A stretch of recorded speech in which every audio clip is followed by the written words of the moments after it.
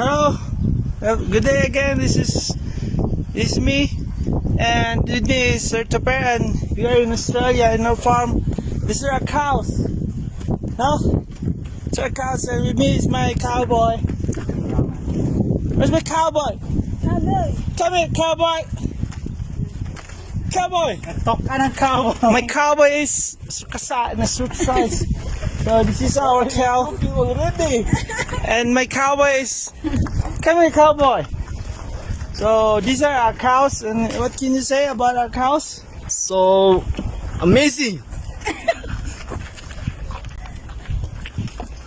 Well, can you explain what we are doing back in Australia and what we are doing in our cows? We're feeding our cattle with pineapple pop. So back in the harsh conditions like summer, our grasses are dying. So we supplement them with pineapple pulps. No? So as you can see, there are very many, and they like pineapple pulp. So with me in Australia is again my friend Cowboy and Cowboy Taper and Gio and Sheena and our cameraman Sir John. And what happens is that when you feed pineapple pulp, you don't ice. You don't make the carabaos because they tend to eat a lot and they undergo bloating. So what do we do? What do we do when they are actually eating? So I let our cowboy talk to you about what are the do's and don'ts. First, we bantays our cattle and to avoid them in the feedlot, and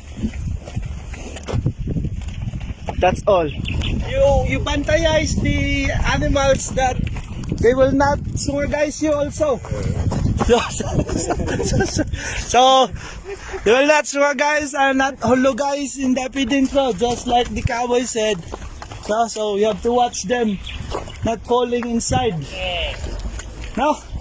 So that's all, and another alternative we can give when the grasses are dead is first pineapple pulp, and then you can give rice straw, or what you call it in Bisaya? Ohot. The ohot in Bisaya. You can give and molasses. No? So by the time they enter there, we do head count daily basis. So any words of message? So we love you, Philippines. So love you, Philippines. And just like that. Message.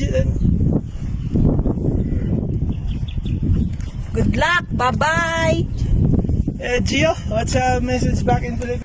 Toot. Sir John. AJ!